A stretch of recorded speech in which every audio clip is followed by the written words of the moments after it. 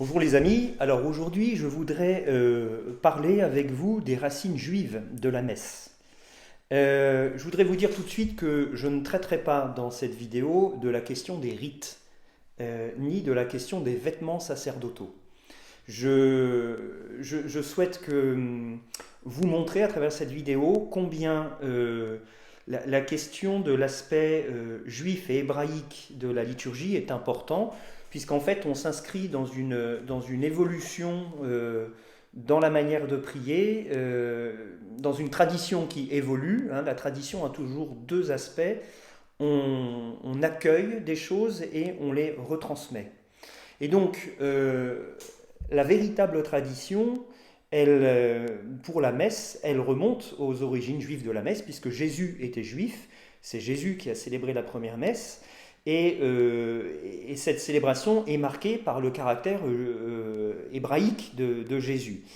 Donc, il faut pas, quand on parle de tradition dans la messe, il ne faut pas la faire commencer avec le Concile de Trente. La tradition, elle commence, la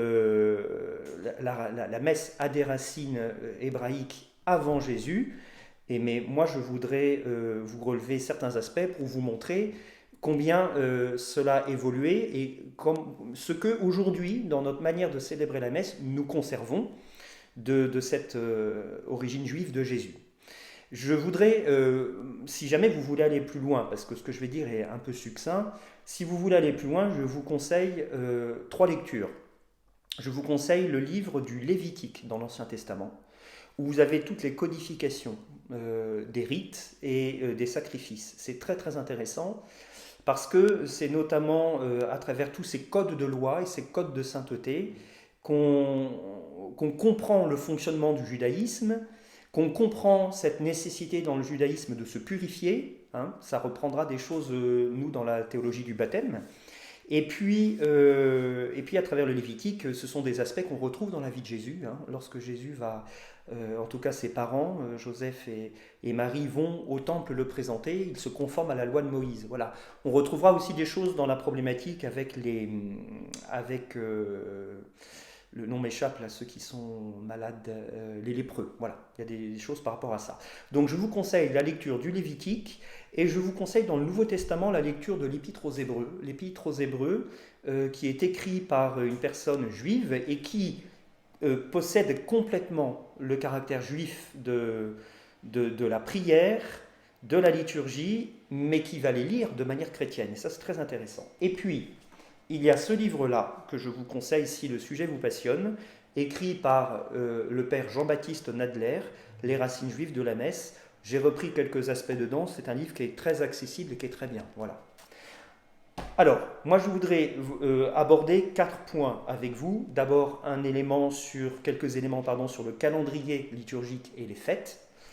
Je voudrais, dans un deuxième temps, vous parler du lieu de culte, en expliquant les correspondances qu'il peut y avoir entre notamment le temple et aujourd'hui l'église. Je voudrais vous parler très rapidement de l'aspect liturgique de la messe, où on retrouve des aspects de la liturgie de la synagogue et de la liturgie du temple. Et puis juste terminer en évoquant avec vous quelques traces aujourd'hui de la prière juive que nous avons conservée dans la messe. Voilà. Alors, mon premier point sur le calendrier et les fêtes. Je voudrais d'abord vous redire que les fêtes juives ont toujours un triple aspect. Il faut bien se rappeler qu'à l'origine, les Hébreux étaient un peuple nomade, qui vivait donc beaucoup dans le désert, mais en tout cas qui s'est sédentarisé petit à petit. Et donc, ce peuple nomade vivait de l'agriculture, de la chasse. Et en tout cas, dans leur existence propre, ils ont une attention particulière pour tout ce que sont les fêtes agricoles. Donc dans toutes les fêtes juives, elles s'enracinent toujours en arrière-fond dans une fête agricole qui, dans un deuxième temps, va se transformer en un souvenir de l'action de Dieu dans l'histoire de leur peuple. Et là, on rentre dans quelque chose, on part de la nature, on rentre dans une dimension qui est l'action de Dieu dans leur existence, et dans un troisième temps, il y a toujours une triple dimension, les fêtes juives deviennent une préfiguration de ce qu'on vivra lorsqu'on sera avec Dieu. Donc la nature, souvenir de l'action de Dieu dans l'histoire du peuple, pour évoquer la vie après avec Dieu, une perspective eschatologique. Alors, un des meilleurs exemples qu'on a, c'est la fête des tentes. La fête des tentes, qui est une fête que les Juifs ont fêtée il y a quelques semaines, qui s'appelle la fête de Sukkot, qui en fait, à l'origine, avait un sacrifice de l'eau. Il s'agissait d'implorer l'eau pour les cultures qui allaient venir. Et puis, cette fête de l'eau s'est transformée dans le souvenir de la traversée du désert, où les Hébreux avaient fait des tentes pour pouvoir être protégés la nuit. Et donc, pour nous chrétiens, on relie aussi que, comment dire, avec la transfiguration, où vous savez, Pierre, Jacques et Jean disent à Jésus, il est heureux que nous soyons ici, dressons donc 3 tentes, une pour toi, une pour Moïse, une pour Élie. Et à ce moment-là, Jésus révèle que la véritable tente où Dieu habite, c'est lui, c'est lui, Jésus. Donc, je reviens à Sukkot, sacrifice de l'eau, souvenir des cabanes construites dans le désert pour être protégées du vent, du froid, voilà.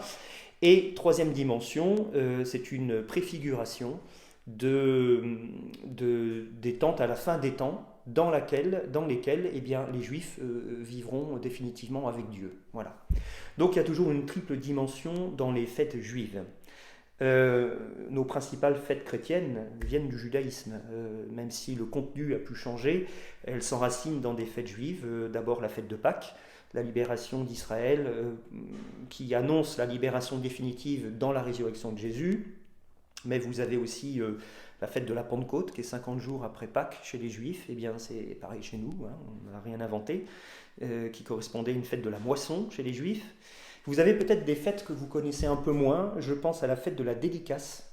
La dédicace alors nous, c'est des églises, mais c'était la dédicace du temple, inauguré sous Salomon, qui a terminé le premier temple construit par son père, le roi David. Et nous avons conservé dans la liturgie chrétienne des fêtes des dédicaces des églises, voilà. Il y a des reconsécrations des lieux de culte aussi, notamment sous Judas Maccabée, lorsque les Juifs vont passer au polythéisme et vont pervertir leur culte. Et bien Judas Maccabée va libérer les lieux, si on peut dire, de manière un peu violente, mais enfin il va rendre les autels et le temple au culte juif, et il y aura à nouveau une consécration des autels. Voilà, ce sont des choses que nous avons gardées.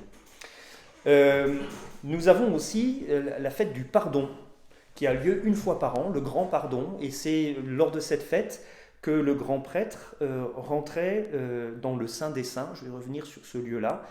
Voilà, la fête du pardon avec la fête des expiations. Je rapproche ça par exemple dans un autre domaine des pardons qui existent en Bretagne, en fait, où lorsque les gens d'un quartier, d'un hameau se retrouvent pour fêter leur saint patron, c'était une tellement grande fête qu'il fallait se réconcilier les uns avec les autres et donc se demander pardon et se donner le pardon. Voilà. Et puis, nous avons encore, au niveau des fêtes, nous avons l'institution de l'octave. On voit que dans le calendrier juif, pour les grandes fêtes, elles sont suivies d'une prolongation d'1 semaine, 8 jours de fête. Nous avons gardé des octaves. Aujourd'hui, issue de la réforme, 2 octaves, Noël et Pâques. Mais au moment du Concile Vatican II, avant Vatican II, pardon, il y avait 3 octaves majeures. Il y avait Noël, Pâques et la Pentecôte, qui s'achevait avec la fête de la Sainte Trinité, mais il y avait aussi des octaves mineures. Bon, voilà. Donc ça, on ne l'a pas inventé, on le reprend du judaïsme. Et puis, le judaïsme a aussi dans son calendrier une année qu'on appelle l'année sabbatique, où pendant un an, on ne fait rien, en fait, on se repose, en souvenir du 7e jour où le Seigneur s'est reposé. Et ça a été le fondement de la démarche des jubilés. Voilà, donc quelques éléments que vous pourrez approfondir, mais qui vous montrent bien la correspondance qu'il y a entre nos fêtes chrétiennes et les fêtes juives. Je voudrais maintenant évoquer avec vous quelques aspects du lieu de culte, et je vais surtout me concentrer chez les Juifs sur le temple. Alors, pour que les choses soient bien claires dans ce que je vais dire, il y a eu, le premier temple a été construit sous le roi David. Il mettra 46 ans à être construit. David mourra, c'est son fils Salomon qui terminera les travaux et qui veillera à l'inauguration de la dédicace du temple. Euh, les, En 587 avant Jésus-Christ, Nabuchodonosor va arriver et va piller le temple et détruire le temple, et les Juifs sont emmenés en exode. Donc le temple est détruit, et lorsque les Juifs vont revenir de l'exil, pardon, pas d'exode, mais ils vont revenir de l'exil, ils vont reconstruire ce temple. Donc deuxième temple reconstruit en 537. C'est ce temple-là que Jésus aura connu. Quand Jésus monte à Jérusalem, il va à ce temple-là reconstruit en 537, et c'est toujours ce même temple, dans ce même temple, que les apôtres de Jésus montent prier. On a dans les Actes des Apôtres des mentions des apôtres qui montent à la 3e heure, à la 6e heure, au temple prier. Voilà. Même si sous Hérode le Grand, ce temple va être un petit peu aménagé, agrandi. Et puis il va être détruit en 70 de notre ère par les Romains, qui vont définitivement détruire le temple. Voilà. Alors, aujourd'hui, les Juifs attendent un troisième temple, mais la situation est plus compliquée pour le reconstruire. Voilà. Dans ce temple, ce qui est important, c'est que vous aviez une énorme esplanade qui représente le monde profane. Ce qui est profane, c'est profanum, c'est devant le sanctuaire. Hein. Donc une énorme esplanade qui était pour le monde païen en fait. Et puis après, quand on rentrait dans le temple, on rentrait dans le sanctuaire. Et il y avait une progression jusqu'à rentrer dans ce qu'on appelle le Saint des Saints, qui est cette pièce unique où seul le grand prêtre rentre une fois par an. Dans le temple, vous aviez différents autels pour les sacrifices, mais pas simplement pour les sacrifices sanglants, pas que pour les sacrifices d'animaux. Il y avait notamment l'autel des sacrifices d'animaux, l'autel de l'encens, qui représente un culte, un sacrifice spirituel, et c'est notamment cet autel de l'encens, c'est là que Zacharie, le père de Jean-Baptiste, est en train d'accomplir son rite lorsque l'archange Gabriel va lui apparaître et lui annoncer que sa femme sera enceinte. Voilà. Donc il y avait différents autels, et à côté de l'autel de l'encens, il y avait ce grand chandelier à 7 branches qu'on appelle la menorah. D'ailleurs, nous avons gardé, nous aussi, ces 7 cierges, hein, notamment lorsque la messe est présidée par l'évêque. Pour manifester la plénitude du sacerdoce, on met 7 cierges. Ça vient de la menorah. Alors le chiffre 7 représente la totalité, hein, la plénitude du sacerdoce pour nous, mais la totalité de la lumière. Et en l'occurrence, la menorah chez les Juifs exprimait le buisson ardent qui brûle avec, et manifestait qu'on était dans un lieu où Dieu se révélait, à savoir le temple. Hein, ça reprend Moïse. Alors, l'encens, l'autel de l'encens, je vous ai dit, c'est le sacrifice spirituel, mais c'est aussi l'évocation de la nuée. La nuée qui, pendant des années et des années, a conduit les Hébreux dans le désert, et qui est le signe de la présence de Dieu. Et vous aviez la menorah, la lumière, le buisson ardent qui renvoie au lieu saint. Voilà. Et puis, intéressant, à droite de l'autel des sacrifices se trouvait une table où on déposait 12 pains tous les matins, qui représentaient l'offrande des 12 tribus d'Israël. Et ces 12 pains étaient consacrés pendant les célébrations rituelles. Alors ces 12 pains, on en a une évocation dans un des livres de la Bible qui m'échappe, mais c'est une histoire avec le roi David, où David a fait la guerre avec ses hommes, ils ont faim, ils rentrent dans le temple, et comme ils meurent de faim, ils vont manger ces pains-là.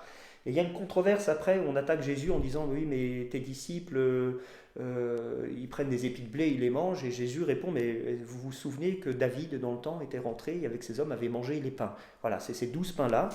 Alors c'est intéressant pour nous, pour les lieux, parce que cette table où on déposait des offrandes qui allaient être consacrées, on a ça dans notre espace liturgique avec la crédence. La crédence qui est le lieu où on dépose les oblats notamment avant l'offertoire. Voilà.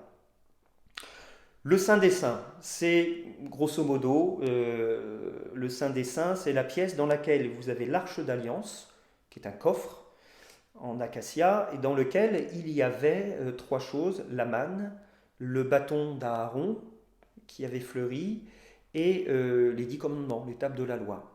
Ça, on transpose presque directement, ça correspond au cœur, chez nous, dans l'Église. Le Saint des Saints et l'Arche d'Alliance, pardon, c'est le tabernacle. Sauf que nous n'avons plus les trois éléments qu'il y avait dans l'Arche d'Alliance, mais nous avons la présence du Christ. Et devant le Saint des Saints, vous aviez un rideau.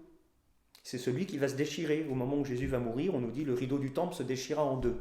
Ce rideau-là, il est repris dans l'agencement des lieux dans les églises par le conopé, qui est ce voile qu'on met devant le tabernacle et qui change de couleur selon les temps et les fêtes liturgiques.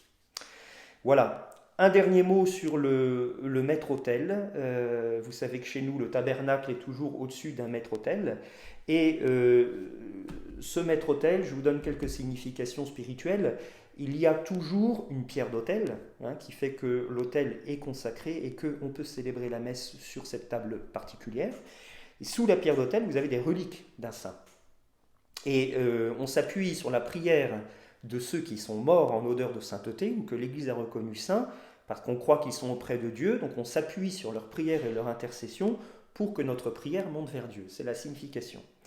Mais on retrouve, à travers l'agencement de la pierre d'autel, du tabernacle, la porte, on retrouve aussi la symbolique de Jésus qui est mort et ressuscité. Notamment, le tabernacle peut évoquer le tombeau de Jésus, dans lequel Jésus est enfermé.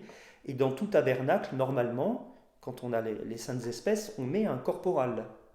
Et le corporal, c'est pas une nappe. Le corporal, ça représente le suaire dans lequel on a mis le corps de Jésus. Donc en fait, l'agencement des lieux nous montre que avec le maître-autel et le tabernacle, on a tout le mystère pascal de Jésus qui est là. On a à la fois sa mise au tombeau, avec le corps dans le suaire, donc pour nous, les saintes espèces déposées sur le corporal. Et puis on a la présence de Jésus qui s'est offert et déjà glorifié, ressuscité et glorifié. Voilà. Donc dans nos lieux, nous redisons le mystère pascal de Jésus, de sa mort et de sa résurrection. Maintenant, je voudrais aborder la question très rapidement des deux aspects de la liturgie juive dans la liturgie chrétienne. Lorsque la liturgie du temple chez les juifs est une liturgie qui est essentiellement sacrificielle. On montait au temple offrir des sacrifices pour les grands événements de notre vie ou pour les grandes fêtes religieuses. Problème, lorsqu'en 587, Nabuchodonosor déporte les Hébreux, et rase et détruit le temple, les Hébreux vont se trouver sur une terre qui n'est plus la terre promise, avec leur manière de vivre leur culte, mais il n'y a plus le temple pour les sacrifices. Donc ils sont perdus, et c'est là que va apparaître la synagogue. La synagogue qui veut dire en hébreu qui est le lieu de rassemblement, c'est ce que ça veut dire, le lieu de rassemblement. Et donc, ils ne peuvent plus faire de sacrifice. Donc ils vont simplement se retrouver le samedi, le sabbat, lire les Écritures, qui vont être commentées par un maître qu'on va appeler un rabbin. Donc on voit apparaître au moment de l'exil à Babylone la synagogue, la fonction de rabbin, et grosso modo tout ce qui est notre liturgie de la parole. Donc on lit les Écritures qui étaient commentées, il y avait après des prières d'intercession, et puis les gens rentraient chez eux, fêtaient le sabbat en famille. Voilà. Et lorsque les Hébreux vont revenir à Jérusalem en 537 et qu'ils vont reconstruire le temple, ben, ils vont garder l'apport de l'exil, ils vont garder cette liturgie synagogale. Et donc le culte hébraïque va reposer sur deux branches, le culte de la synagogue, et on voit Jésus qui va à la synagogue, qui va enseigner en tant que rabbin, il commente les Écritures, et on récupère la liturgie sacrificielle, où on voit que les Juifs remontent notamment pour Pâques au temple. Dans la liturgie de la messe, nous avons exactement ces deux parties. La liturgie de la parole reprend quasiment la liturgie synagogale, et la liturgie eucharistique reprend la liturgie du temple, qui est une liturgie sacrificielle. Donc, j'entends souvent qu'on dit qu'il y a 4 parties à la messe, il y a l'entrée, la liturgie de la parole, la liturgie eucharistique et l'envoi. Non, il n'y a pas 4 parties, il y a 2 parties. Il y a la liturgie d'origine synagogale et la liturgie sacrificielle, la synagogue, le temple. Voilà. Et puis, alors, mon dernier point, c'est de vous rendre attentif à quelques aspects que nous avons, que nous héritons de la liturgie juive dans notre liturgie aujourd'hui. C'est important, nos racines sont juives, judéo-chrétiens. Les principaux restes sont dans les psaumes que nous avons à la messe. Alors, si je vous parle de psaumes, immédiatement, on pense au psaume qui suit la première lecture à la messe, qui est un psaume responsorial, ça veut dire qu'on répond à la première lecture. Et c'est vrai qu'aujourd'hui, il reste quasiment plus que ça. Voilà. Donc c'est important de soigner cette prière. Jésus a prié les psaumes. Jésus, quand il est en croix, il prie le psaume 21, qui est le psaume de ceux qui sont en train de mourir, le psaume des agonisants. Donc c'est important de ne pas escamoter, comme on l'a fait trop souvent, de virer le psaume et de mettre un cantique à la place. C'est pas le lieu. Enfin, il faut garder cette prière qui est vraiment notre lien avec la prière qu'avait Jésus. Hein, c'est important. J'attire votre attention sur le fait que dans la messe en forme extraordinaire, dans le missel issu de Saint Pie V, il y avait beaucoup plus de psaumes que nous avons aujourd'hui. Alors je vous cite quelques exemples parce que nous avons des fidèles qui bénéficient de cette messe aussi. Tout d'abord, dans ce que l'on appelait les prières au bas de l'autel, on redit de manière dialoguée, le célébrant et le servant, le psaume 42. Le psaume 42 qui reprend tout à fait celui qui s'approche du temple et qui va monter au temple pour, justement, pour rencontrer le Seigneur, pour offrir son sacrifice. Alors sauf que là, dans une perspective chrétienne, il ne s'agit pas simplement d'offrir quelque chose, mais c'est de s'offrir soi-même. Et vous comprenez toute la symbolique qui est magnifique lorsque le prêtre dit ce psaume au bas de l'autel avec le servant, c'est que le prêtre va monter sur les marches de l'autel, comme Jésus qui monte au temple pour s'offrir. Donc quand le prêtre dit ça, il se prépare aussi, il se remet un peu dans la personne du Christ qui est monté au temple pour non pas simplement offrir un sacrifice, mais s'offrir lui-même. Et le prêtre donc va monter à l'autel et il va refaire ce qu'a fait Jésus en s'offrant lui-même.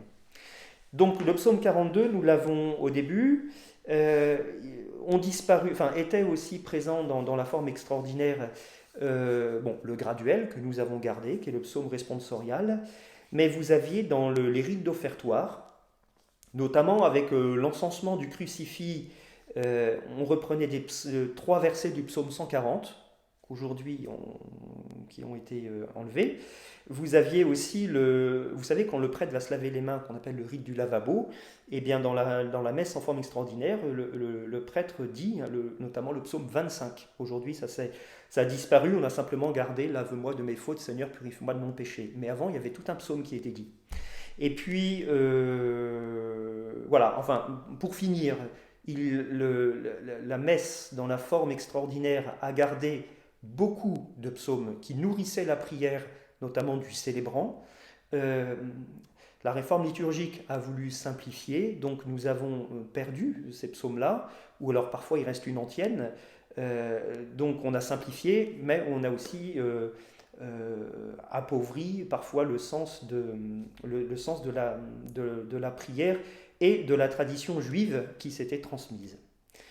Voilà ce que je voulais vous dire. Je vous proposerai dans la prochaine vidéo d'aborder la question de l'esprit romain. Comment fonctionne l'esprit romain, notamment pour comprendre comment s'est constitué le missel romain au cours des siècles et comment, à plusieurs reprises, il a été réformé. Voilà, merci.